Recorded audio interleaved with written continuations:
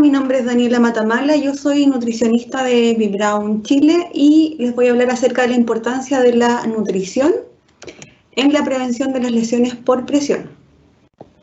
Para comenzar, es importante tener unos conceptos previos que tienen que ver con qué es la nutrición y qué es la malnutrición. La nutrición es un acto involuntario y reflejo que ocurre tras la ingesta de un alimento, y es un proceso biológico obviamente, y la malnutrición es el resultado de un desequilibrio en la ingesta, ya sea de calorías o de nutrientes, y lo que genera un exceso o un déficit, y que se ve reflejado en un estado nutricional ya sea de sobrepeso o de obesidad. Y por otro lado tenemos la desnutrición, que es lo que nos vamos a abocar el día de hoy. Y tenemos que ante un evento de desnutrición, eso se produce claramente porque hay un déficit de ingesta nutricional, ya sea de calorías, de macro o de micronutrientes, lo cual va a desencadenar una serie de procesos en las personas o en los pacientes, los pacientes hospitalizados, que van a llevar a pérdida de peso, pérdida de masa grasa, pérdida de masa muscular, por lo tanto pérdida de movilidad a largo plazo, y eso va a desencadenar una serie de cadenas y obviamente va a aumentar el requerimiento energético, ¿ya? Teniendo claro esto, de ahí radica la importancia de la nutrición, sobre todo en los pacientes con lesiones por presión, para prevenir las lesiones por presión y favorecer la cicatrización. Esto ya que el 90% de las lesiones por presión se pueden prevenir si es que hacemos una prevención, valga la redundancia, adecuada. Esto a través de la nutrición y cuidados de enfermería. Tenemos que si hay una disminución del 10% de la masa muscular, hay un deterioro de la inmunidad, por lo tanto los pacientes son más propensos de sufrir infecciones. Si hay una reducción del 20% de la masa muscular, se disminuye la cicatrización y hay mayor astenia en los pacientes. Y si ya hay una pérdida del 30% de la masa muscular, el paciente presenta mayor dificultad para sentarse, para movilizarse, por lo tanto mayor riesgo de lesiones por presión y ya hay ausencia total del poder de la cicatrización del organismo. Entonces es súper importante abordar la nutrición de los pacientes, abordar la desnutrición y poder prevenirla, poder evitar llegar a este proceso, ya que un paciente desnutrido tiene una peor evolución clínica si lo comparamos con un paciente obviamente bien nutrido. Y esta desnutrición puede ser que a nivel hospitalario, puede ser que un paciente que ya acarrea una desnutrición previo a su hospitalización, o bien se debe a una mayor estancia hospitalaria donde hay ayunos prolongados o el paciente no tiene una ingesta adecuada o no tolera la alimentación o está asociada a la patología de base. ¿Ya? Tenemos entonces, esta es una publicación en España del año 2012 en la cual se identifica que el 23% de los pacientes a su ingreso hospitalario presentan algún grado de desnutrición. Y el 70% de ellos al alta permanece con desnutrición. Y el 10% de los pacientes que no presentan o que presentan un estado nutricional adecuado, presentan desnutrición en algún proceso de su estancia hospitalaria. ¿Ya? Por lo tanto, podemos ver que la desnutrición es afín a un paciente o es común a un paciente hospitalizado. A la vez va muy de la mano con las lesiones por presión, ya que más del 40% de los pacientes que tienen lesiones por presión cursan con desnutrición. Y la severidad o la etapa de la lesión por presión va muy de la mano de cuán grave es la desnutrición. Por eso son dos elementos que van súper de la mano y que muchas veces nos abocamos a tratar más la lesión más que a evitarla. Y eso es súper importante. Entonces tenemos que la desnutrición está relacionada con una serie de factores, obviamente emocionales, tanto para el paciente como para la familia, costos aumentados a nivel hospitalario, a nivel de sistemas de salud, como para la familia obviamente, aumento de la estancia hospitalaria, mayor riesgo de mortalidad versus un paciente que está bien nutrido, alteraciones obviamente en la función inmunológica, lo que acarrea dificultad para la cicatrización de las heridas. ¿Ya? Y eso es lo que nos vamos a abocar a lo largo de esta tarde, que es la desnutrición y las lesiones por presión. Entonces, si tenemos claro que la nutrición y el estado nutricional de los pacientes es súper importante, ¿cómo determinamos el estado nutricional del paciente? ¿Cómo realizamos la evaluación nutricional? Y para ello existe una serie de parámetros para evaluar el estado nutricional de un paciente hospitalizado. Y se utilizan parámetros bioquímicos, análisis de la composición corporal y evaluaciones ya predefinidas, que son evaluaciones subjetivas o screening nutricional. Y el objetivo de ellos es, en primer lugar, evaluar el estado nutricional del paciente, evaluar si hay algún tipo de déficit o exceso nutricional, para luego elaborar un plan de nutrición adecuado o una terapia nutricional adecuada a los pacientes y posteriormente hacer un monitoreo a la tolerancia de la terapia nutricional. ¿Ya? Teniendo claro esto, vamos a partir entonces con el primer parámetro, que es análisis de parámetros bioquímicos, donde tenemos, por ejemplo, las proteínas plasmáticas, la albúmina, la prealbúmina. Respecto a como marcadores de la desnutrición, no hay como un gran consenso. Lo que sí está claro es la vía media de ambos, que para el caso de la albúmina tiene una vía media de 20 días, y en el caso de la prealbúmina tiene una vía media de 2 días, por lo tanto es un mejor marcador de desnutrición. También tenemos los linfocitos, los cuales sí tienen una mayor correlación con el estado nutricional, y tenemos que ante una cantidad de células de menor a 1500 por milímetro cúbico, sí es un indicador de desnutrición en estos pacientes. Por lo tanto, un parámetro que viene a complementar la evaluación nutricional de los pacientes. Por otro lado, tenemos el balance nitrogenado, que si bien no es un indicador de estado nutricional, sí nos indica el estado actual del paciente, el estado de catabolismo proteico, ¿ya? Y para ello se utiliza la ingesta proteica y la excreción de nitrógeno. Y la idea es siempre tener un balance nitrogenado negativo, que eso nos va a indicar que es un paciente que está en equilibrio. Sin embargo, si tenemos un balance nitrogenado negativo, nos va a indicar que hay un aumento de catabolismo, o derechamente hay un catabolismo, lo cual indica que hay un déficit nutricional, un déficit proteico. Y luego pasamos al segundo parámetro, que es el parámetro antropométrico. Entonces tenemos el parámetro de análisis bioquímico y ahora pasamos al parámetro antropométrico. El primer indicador que se usa, o el más conocido, es el IMC, que es el índice de masa corporal, el cual evalúa el peso versus la talla.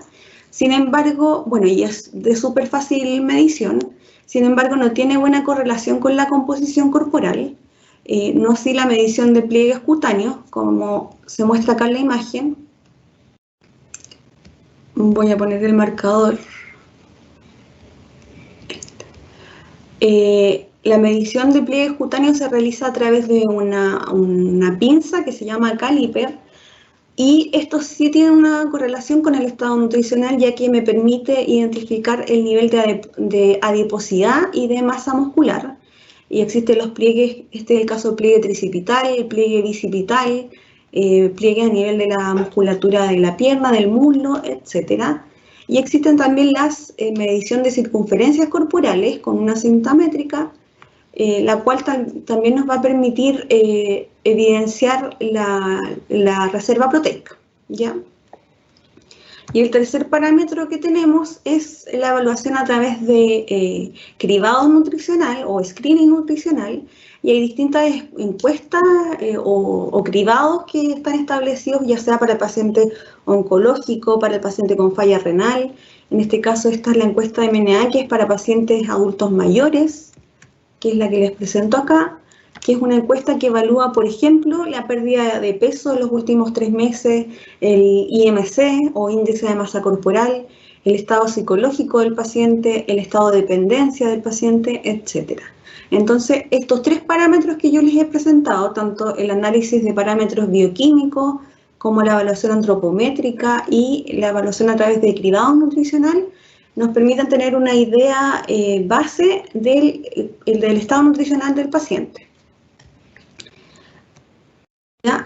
Y una vez teniendo claro cuál es el estado nutricional del paciente, si es que tengo un paciente con un buen estado nutricional o en déficit, en este caso con desnutrición, entramos a definir cuáles son los requerimientos del paciente.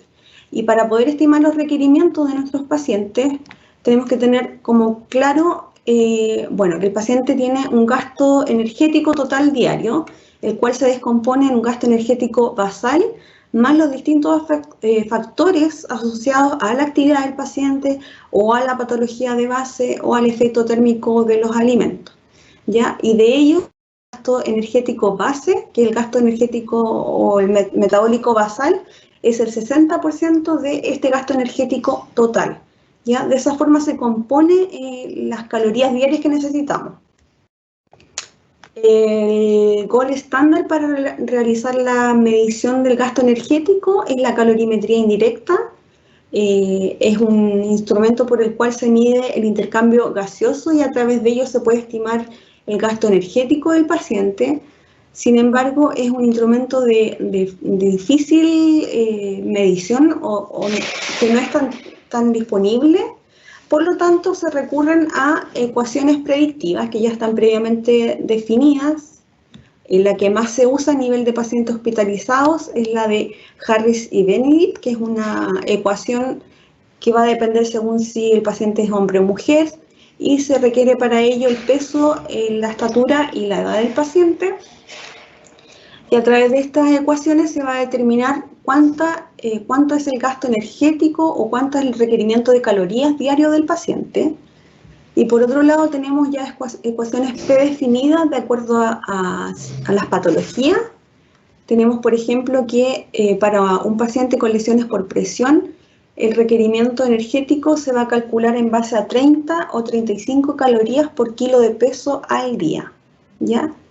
Y hay otras referencias que hablan que eso va a depender del nivel de lesión por presión, ya que ya lo vamos a presentar.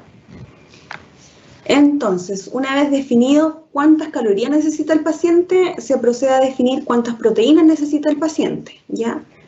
Y para esto hay un rango de 1 a 2 gramos por kilo de peso al día de proteínas. Un paciente o una persona normal requiere 0,8 a 1 gramos de proteína por kilo de peso al día. En el caso de los pacientes hospitalizados o los pacientes con lesiones por presión, mientras mayor es la severidad de la lesión por presión, aumenta el requerimiento de proteína. Y ahí hay que tener mucho ojo, porque si yo no le estoy aportando las proteínas necesarias, obviamente el paciente va a aumentar su estadía hospitalaria, va a aumentar en gravedad sus lesiones por presión. Y obviamente como consecuencia aumenta la desnutrición. Y por otro lado, y no menos importante, tenemos la determinación del requerimiento de hidratos de carbono y de lípidos. En el caso de los hidratos de carbono, estos corresponden alrededor del 50% del gasto energético diario, y en el caso de los lípidos corresponden alrededor de un 20 o un 30% del gasto energético diario. ¿Ya? Esta es una tabla que da las recomendaciones de proteínas, líquidos y calorías de acuerdo al nivel de lesión que tiene el paciente. Tenemos que una persona en un estado nutricional normal y que no presenta patologías o no presenta una lesión a nivel cutáneo, su ingesta o su recomendación de proteína es de 0,8 a 1 gramo por kilo de peso al día. Sin embargo, un paciente que ya presenta mayores complicaciones a nivel de la piel, va a aumentar obviamente su requerimiento proteico y calórico y de líquido. Acá tenemos, este es un estudio multicéntrico, el cual tomó alrededor de 190 pacientes adultos mayores, y el objetivo fue evaluar el estado nutricional de los pacientes y evaluar la ingesta de proteínas, de energía, y compararlos con la cicatrización. Y la conclusión, una de las conclusiones más importantes a las cuales llegó este estudio es que un aporte calórico de 30 kilocalorías por kilo de peso al día y un aporte proteico de 1 gramo de proteínas por kilo de peso al día se correlacionaba con una mejora en la cicatrización, con una mejora a nivel del exudado y del tejido necrótico. Y esto se correlaciona con las recomendaciones internacionales para el paciente con lesión por presión. Bueno, y ya para ir cerrando un poco lo que es la parte nutricional y la importancia de la nutrición en los pacientes con lesiones por presión, vamos a abordar lo que es la suplementación nutricional y la importancia de complementar la alimentación del paciente con algún tipo de soporte nutricional. Tenemos aquí la terapia nutricional cuando es un paciente que recibe una alimentación vía oral y su ingesta cubre más del 70% de su requerimiento, puede mantener una alimentación oral. Sin embargo, cuando este requerimiento energético y de nutrientes no es cubierto en un 70%, ya es necesario aportar soportes, ya sea orales o enterales en los pacientes, y ya si esto no es, la ingesta no es suficiente o utilizar la vía enteral no es posible, se recurre a la nutrición parenteral. Ya teniendo claro esto, tenemos la publicación de este estudio multicéntrico con una cantidad de pacientes más reducidos, en los cuales se evaluó la ingesta alimentaria de los pacientes sometidos a un grupo, se sometió a la alimentación de 1.800 calorías sin la inclusión de soportes orales, y el grupo de intervención también recibieron las mismas 1.800 calorías en base a la alimentación oral, y además se les incluyeron 2 soportes orales de 200 calorías cada uno, en la mañana y en la tarde. Si bien en este estudio no hubo diferencias significativas en cuanto a sobrevida o mortalidad, sí hubo diferencias significativas en la cicatrización. Y se demostró que la cicatrización era mucho mejor en aquellos pacientes que fueron suplementados con estos 2 soportes de 200 calorías cada uno. Por otro lado, tenemos este otro estudio que fue publicado el año 2011, con una población, un N mucho más pequeño, en el cual a uno de esa población, a 30 pacientes, se le dio una suplementación con alrededor de 37 kilocalorías por kilo de peso al día y un aporte proteico de 1.5 gramos por kilo de peso al día. Y se evaluó también el proceso de cicatrización de estos pacientes que fueron suplementados. Y esto se realizó en pacientes con lesiones por presión del tipo 3 y tipo 4, y se evidenció que los pacientes que fueron suplementados y con este aporte nutricional tuvieron un mejor proceso de cicatrización. De ahí la importancia de poder aportar las energías suficientes, las proteínas suficientes y obviamente macro y micronutrientes en general en los pacientes que están con algún grado de desnutrición y sobre todo que tienen lesiones por presión. Por otro lado, tenemos la importancia de la suplementación o el aporte de omega 3 en general en todos los pacientes, ya sean pacientes hospitalizados o pacientes con hospitalización domiciliaria o adultos mayores. Más que nada, el omega 3 deberíamos usarlo siempre de forma preventiva por las propiedades antiinflamatorias que tiene el omega 3.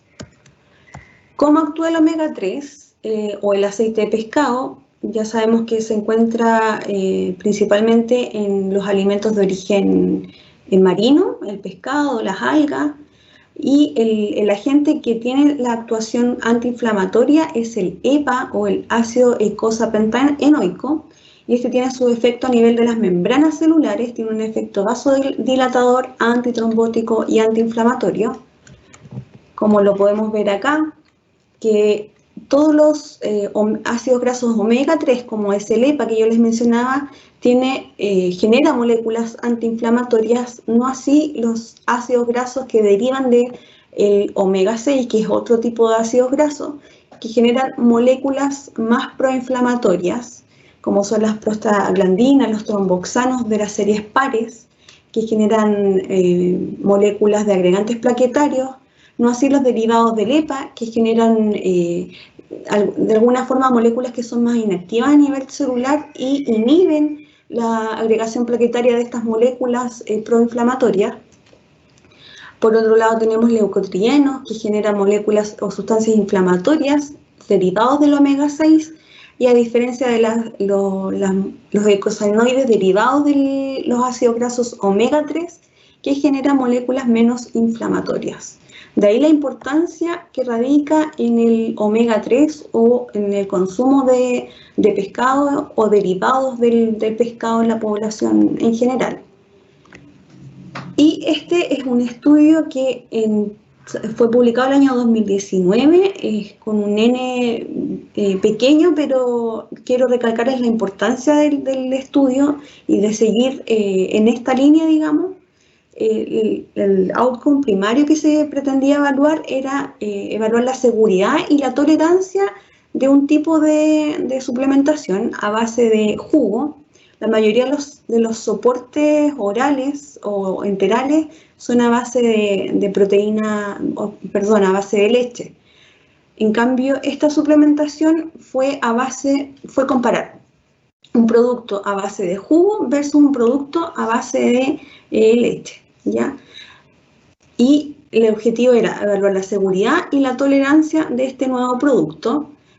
Y como conclusión se obtuvo que efectivamente el producto fue bien tolerado, que es un producto que tiene 10 microgramos de vitamina D, que aporta 2 gramos de omega 3, de EPA y DHA, 10 gramos de proteína, y efectivamente se logró el objetivo esperado, que fue un producto bien tolerado por los pacientes que lo consumieron, pero a la vez se comprobó que a nivel de las membranas celulares los pacientes que fueron suplementados con este suplemento tipo jugo, presentaban una mayor cantidad de EPA a nivel plasmático, obviamente mayor cantidad de omega 3, y presentaban una mayor cantidad de vitamina D.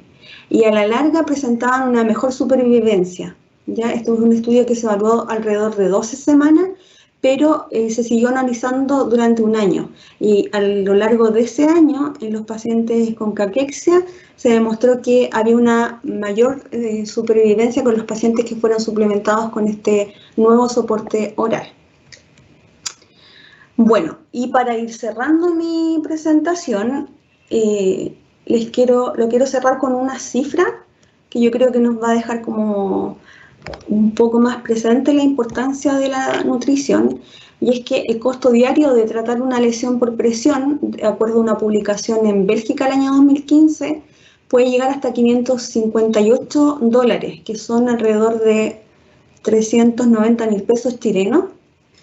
Sin embargo, prevenirlas es 5 veces más efectivo que tratar una lesión por presión, ¿ya? Y esto a nivel de pacientes hospitalizados. Por eso es súper importante lograr una intervención adecuada y no tanto tratar la enfermedad, sino que más bien prevenirla a través de una correcta intervención nutricional y una correcta intervención del equipo de enfermería, como equipo multidisciplinario. Esa es mi presentación y muchas gracias.